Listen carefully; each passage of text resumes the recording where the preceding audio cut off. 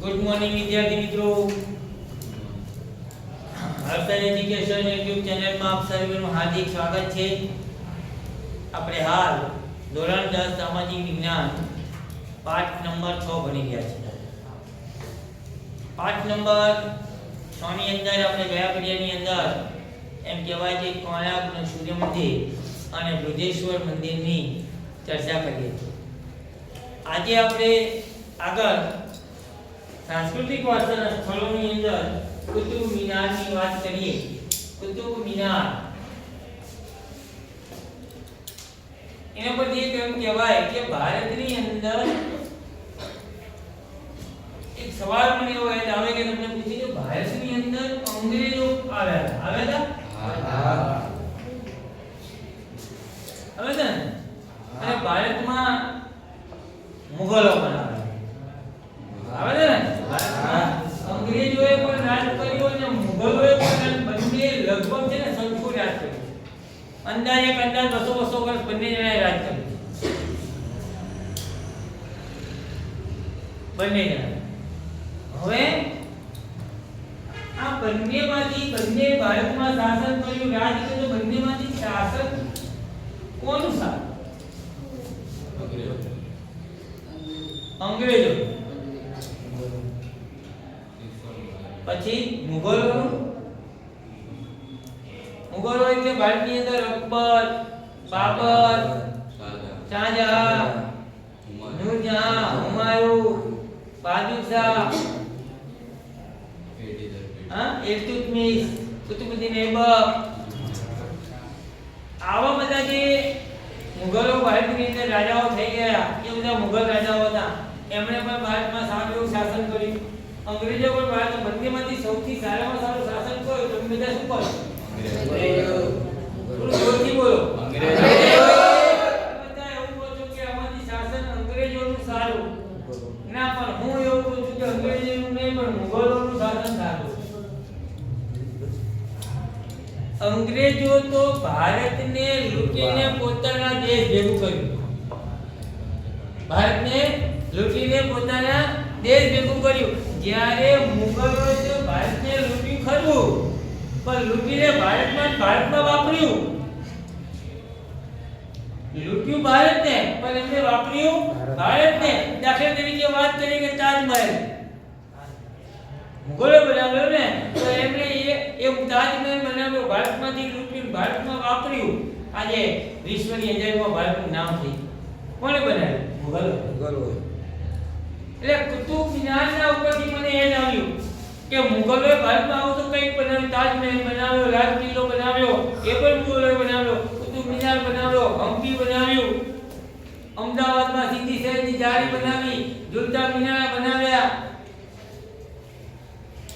રાણીજી હરજીજીના દેરા બનાવ્યા, રાણી જીકરીની મસ્જિદ બનાવી, નગીનાવાડી બનાવી।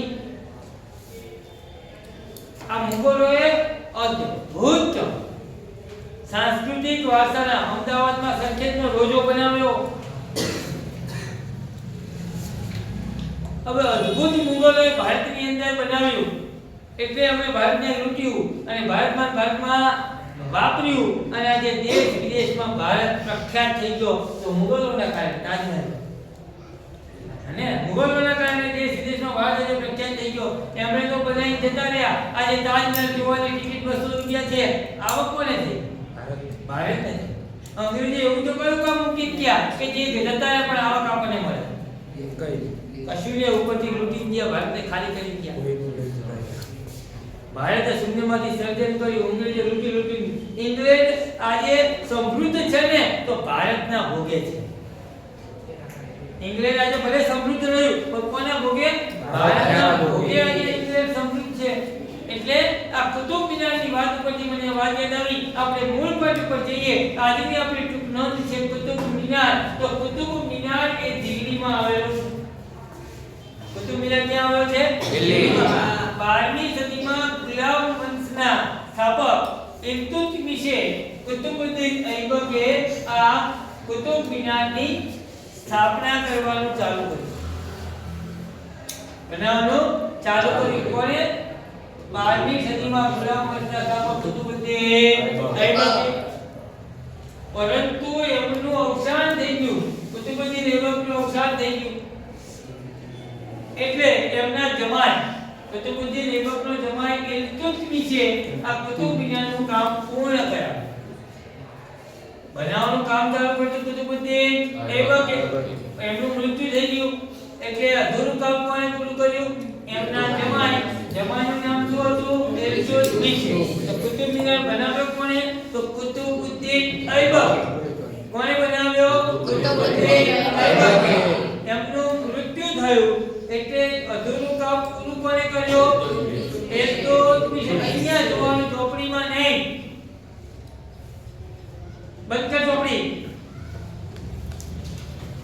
25 વખત હમણાં કહ્યું, હું બોલું એના ઉપર તમારું મન, કાન, આંખ બધું લગાવો. હું શબ્દ બોલું એ બોલે બધું ચોપડી જોઈએ. મન જે જગ્યાએ દોરાવે છે, મનને એક જગ્યાએ રાખો. જેટલી વખત હું બોલે એટલી વખત એને ચોપડીમાં મન. સાહેબ સાચી ભૂલ છે.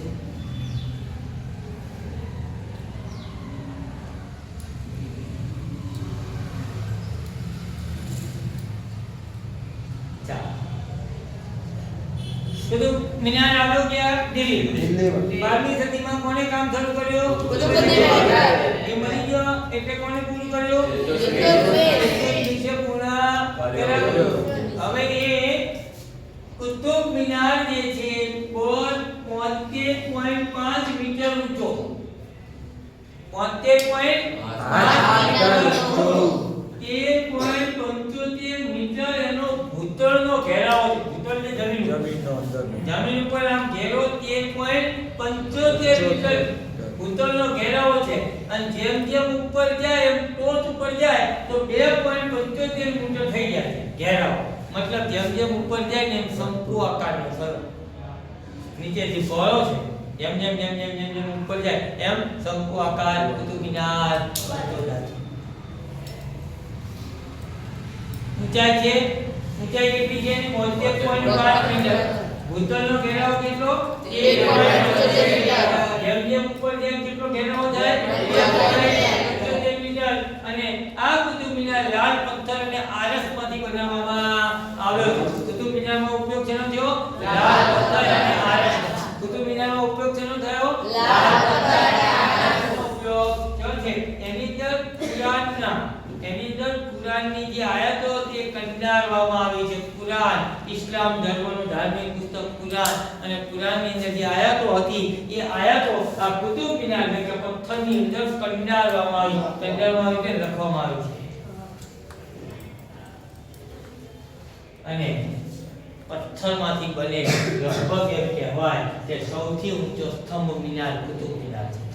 પથ્થરમાંથી બનેલો સ્તંભ મિનાર સૌથી ઊંચો તો કુતુબ મિનાર. યાદ રાખો. બહુ સહેલો પ્રશ્ન છે અને પરીક્ષામાં બહુ પૂછાય. દિલ્હીમાં આવ્યો, 12મી સદીમાં કુતુબુદ્દીને કામ ચાલુ કર્યું, એનું અવસાન થઈ ગયું એટલે ઇલ્તુત્મિશે પૂર્ણ કરાવ્યું. 73.5 મીટર ઊંચો, ભૂતળનો ઘેરાવો 13.75 મીટર, ઉપર જતા 2.75 મીટર થાય.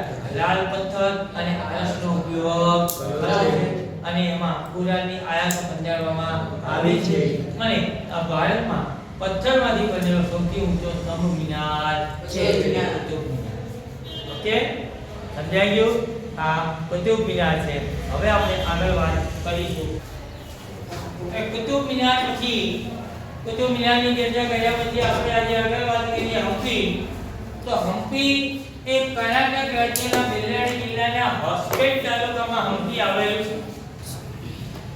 એ હમ્પી એટલે વિજયનગર સામ્રાજ્યની રાજધાનીનું નગર હતું. અને વિજયનગરના જે શાસકો હતા એ શાસકો કલાપ્રેમી હતા. વિજયનગરના જે શાસકો હતા એ કલાપ્રેમી હતા. એટલે વિજયનગરના રાજા કૃષ્ણદેવરાય પ્રથમ, વિજયનગરના રાજા કોણ હતા? કૃષ્ણદેવરાય પ્રથમ. આ જે સ્થાપત્ય શૈલી છે ને સર્વોચ્ચ શિખરેમાંથી હમ્પીમાં. એટલે હમ્પીમાં વિજયનગર નું એક રાજ્ય હતું. એના રાજા હતા કૃષ્ણદેવરાય પ્રથમ.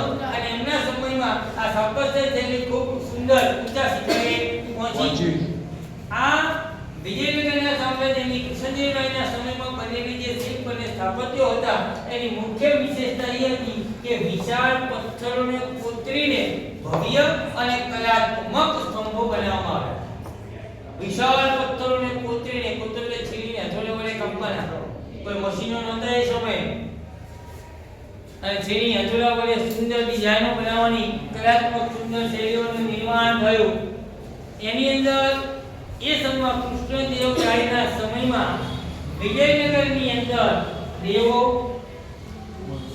મનુષ્ય, પશુ, યોદ્ધા, નર્તકીના સુંદર શિલ્પો કંડારેલા જોવા મળે છે. આ ઉપરાંત કૃષ્ણદેવરાયના સમયમાં વિજયનગરની અંદર વિઠ્ઠલ મંદિર, હજારા રામ મંદિરનું પણ નિર્માણ થયું. એક વિઠ્ઠલ મંદિર અને બીજું હજારા રામ મંદિરનું નિર્માણ થયું. અને આ ઉપરાંત વિરૂપાક્ષ મંદિર, શ્રી કૃષ્ણ અને અચ્યુતરાયના મંદિરો પણ આવેલા છે. કયા મંદિરો? વિરૂપાક્ષ મંદિર, શ્રી કૃષ્ણ અને અચ્યુતરાયના મંદિરો પણ આવેલા છે. ફરી એકવાર કયા મંદિરો બોલો બધા? વિરૂપાક્ષ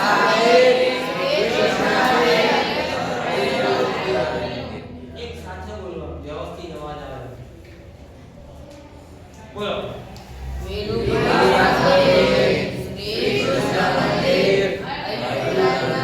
અચ્યુતરાયના મંદિરો પણ આવેલા છે.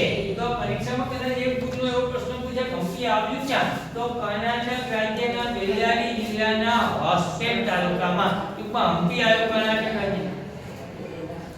મતલબ શિલ્પ અને સ્થાપત્યો સૌથી વધુ જો ભારતમાં વિકાસ પામ્યો હોય તો દક્ષિણ ભારતમાં નીચે છે. કર્ણાટક, કેરળ, તમિલનાડુ, આંધ્રપ્રદેશ સૌથી અદ્ભુત પોતાની સુંદર મંદિરો, ભવ્ય મંદિરો તો દક્ષિણ ભારતમાં. ક્યાં છે? દક્ષિણ ભારતમાં. હમ્પી પણ દક્ષિણ ભારતમાં કર્ણાટક રાજ્યના બેલ્લારી જિલ્લાના હોસ્ટેલ તાલુકામાં આવેલું છે. હમ્પી એ વિજયનગર રાજાઓનું રજવાડું. એના રાજા હતા કૃષ્ણકુમાર સિંહજી, અને એમના સમયમાં હમ્પીમાં શિલ્પ અને સ્થાપત્યનો વિકાસ થયો. એમ કહેવાય કે એમના સમયમાં દેવો, મનુષ્ય, પશુ, યોદ્ધા, નર્તકીના સુંદર શિલ્પોનું નિર્માણ થયું. વિઠ્ઠલ મંદિર, હજારા રામ મંદિરનું પણ નિર્માણ થયું. આ ઉપરાંત વિરૂપાક્ષ મંદિર, શ્રી કૃષ્ણ અને અચ્યુતરાયના મંદિરો પણ આવેલા છે. અહીંયા આપણે આગળ ચર્ચા કરીએ. હવે કુતુબ મિનાર જોયું, હમ્પી જોયું. હવે આપણે વાત કરીએ હુમાયુનો મકબરો. હુમાયુનો મકબરો એ પણ દિલ્હીમાં આવેલો છે. ક્યાં આવેલો છે? દિલ્હીમાં. અહીંયા પર પ્રેમનું પ્રતીક છે એમ કહેવાય.